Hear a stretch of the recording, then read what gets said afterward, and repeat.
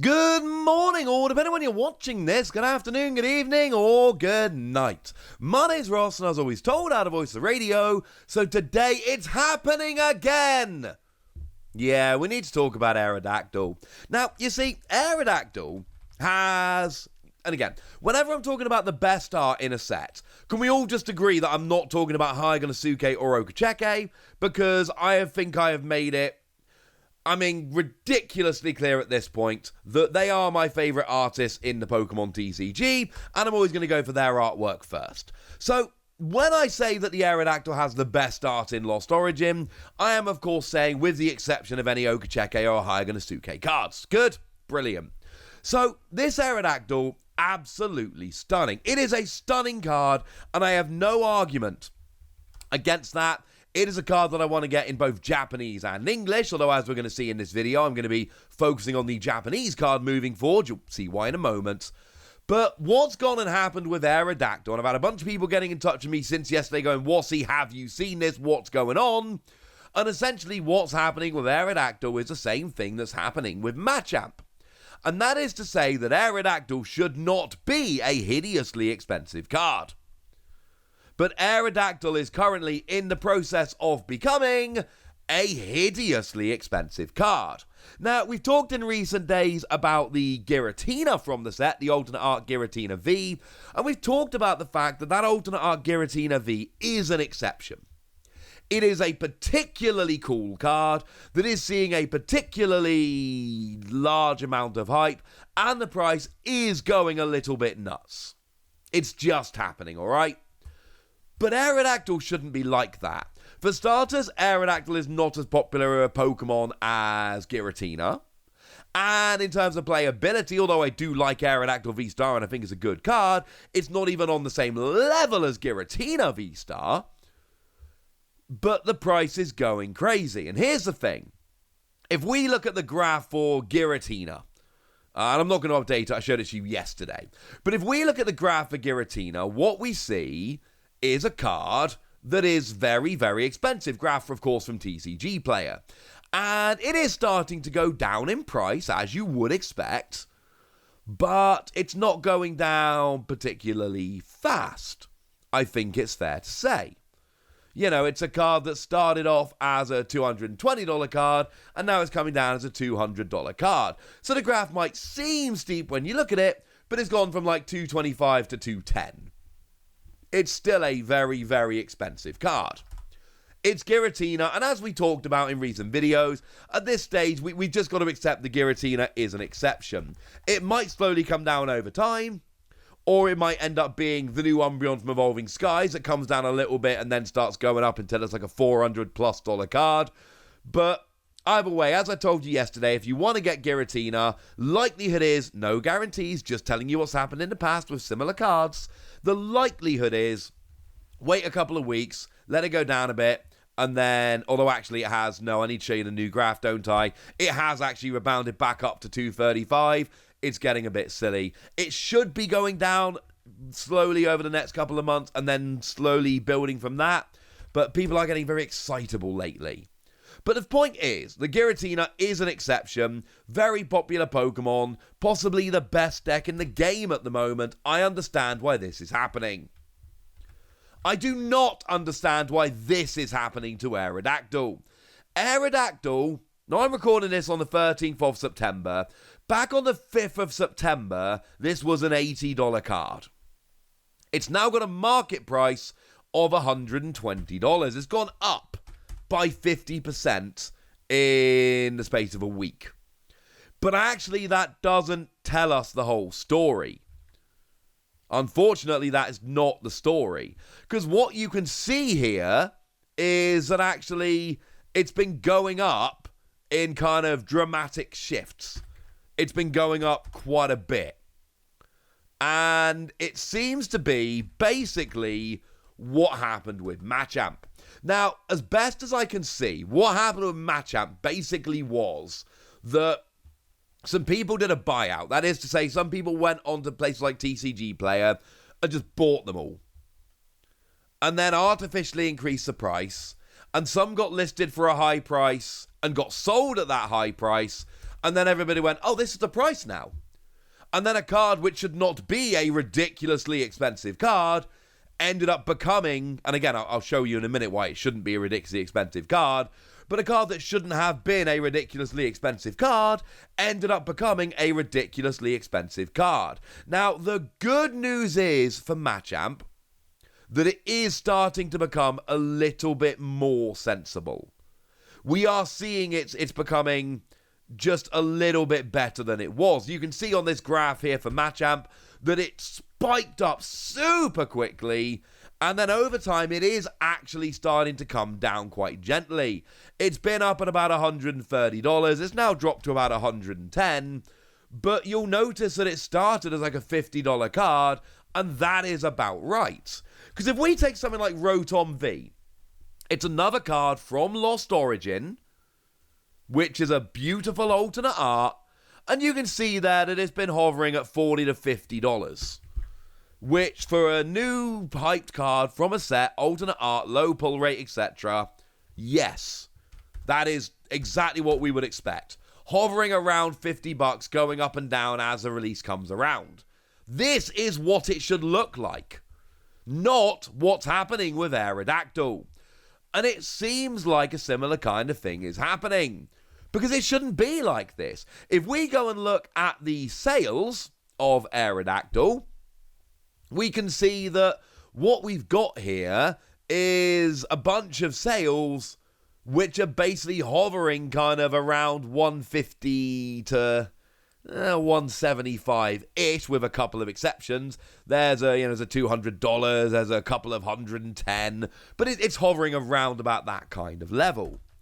But Aerodactyl shouldn't be that kind of card. And if we go back a couple of days, and we go back to the first bunch of sales, you can see that the first, what we're looking at, 8 sales were all around $100. And bearing in mind, $100 is too high. As I've told you in many, many videos, what happens with these new cards is basically that the pre-release happens, people sell the cards for way too much, the set releases, and then we see that the price tends to stabilize and then come down, and then it's a nice even price. So what should have happened with Aerodactyl is what happens, and I was showing you this in the video, I want to say yesterday, with a bunch of cards where it launches way too high, and then the set comes out, and it slowly drops over time. That's what we should be seeing. We shouldn't be seeing this sharp uptick. It happened with Machamp in the previous set, and it's happening with Aerodactyl now. And if you want to know why this shouldn't be happening, I mean, we can head on over to eBay as an example. Now, what we basically got here over on eBay is a different kind of marketplace. Something like TCG Player, you can, go and buy a couple of them for hire, and then everybody goes over there and all of a sudden it goes up. Aerodactyl shouldn't be doing this. And in fact, we can look over on eBay, and the change is happening, but it's happening more slowly. We saw 2 that sold for $100 just yesterday, which again, it's, that shouldn't be, according to TCG Player, it should be a little bit more than that. Now, the price is starting to creep up, unfortunately, but it took a little bit longer for eBay to basically catch up to what was happening on places like TCG Player. And if you really want to know whether this is a genuine, oh, this card is nuts, or people have been buying and selling it too high and the market's gone skew-whiff, head on over to Machamp, or kind of anywhere that sells Japanese cards, and go and have a look at what the sales are looking like over there. Because if a card is really hyped and expensive, like the Umbreon, like the Giratina, then you can go on Japanese sites and have a look, and they will be selling for ridiculous prices. But if we go and have a look at Aerodactyl V over on Machamp, what we see is that this card is generally selling for about 3,500 yen. Do you think 3,500 yen is about the $175 people are paying? The answer is very obviously no, obviously. If we just take 3,500 yen as a rough middle point here, then what we end up seeing, again converting it into dollars because otherwise it wouldn't be fair, what we see with 3,500 yen is $25. Over in Japan, this Aerodactyl is a $25 card. So somebody explain to me why the most recent solds over on eBay were 135, 175 and 200. That doesn't make any sense. Somebody explain to me why the most recent solds over on TCG Player were 164, 168 and 175. It happened with Machamp in Astral Radiance, and it's happening with Aerodactyl again. And basically, there are 3 reasons why a card value goes nuts. And that is crazy popular Pokemon, crazy low pull rate, or crazy good playable card. Those are the reasons why this would happen. An Aerodactyl does not fit any of them. Yes, the artwork is amazing, but it's not that amazing, not to the level we're seeing here. And if we go and look at Japanese sites, just like we saw with Machamp, this is a lie. Whereas if we go and look at Giratina, as an example, that's the other card which, in Lost Origin is going absolutely nuts value-wise. We can go on over to Macari, and we can look at the sales of that, and we can see that this is basically selling as... Well, the last sold I can find here is 30,000 yen. That's the last one I can see that sold. And 30,000 yen is $210. So yes, Giratina V should be a ridiculous card. It's a ridiculous card in Japan. It should be a ridiculous card over here. And the massive prices we're seeing for this absolutely make sense. Aerodactyl doesn't. There isn't a good explanation other than it's essentially a buyout. It's a bunch of people buying out the card, listing it high, couple people buy it for high, and everybody goes, oh look, that's the new price. And then we're stuck with an Aerodactyl that, over on TCG Player, I'm going to be paying $180 if I want to go and buy this right now. Over on eBay, I'm going to be paying basically $180 is about what you're going to be paying for this at the moment. I know the market price for TCG Player is listed at $130, but both on TCG Player and eBay, as I record this, $180 is about what you're going to pay in order to pick up this card. And it's not true, except it is true. It shouldn't be true, but that's how much we're currently paying for the card. And quite frankly, ladies and gentlemen, it's a bit silly. On the 9th of September, there were 3 in a row sold on English eBay for, under 70 quid. That was a couple of days ago. When I say this doesn't make sense, I mean it doesn't make sense. 70 quid, by the way, is $80. So these are $80, which is clearly ridiculous compared to what we're currently paying. The bad news is, as I showed you with Machamp, when this happens, the price tends to fall very, very slowly. Because we end up in this ridiculous situation where everyone goes, oh man, that Aerodactyl is really cool, I must have it. So then everyone gets super excited about getting the Aerodactyl, which pushes the price up. And then all of a sudden, we've kind of got to pay this for Aerodactyl, even though the Aerodactyl's not really worth that, and it gets annoying. Never mind, ladies and gentlemen, that's what we've got as it stands at the moment. For now, I want to know what you think about this. I want to know if you picked up Aerodactyl. I want to know if you think it's worth this. It's not. I want to know anything you want to tell me, so let me know in the comment section. Go nuts!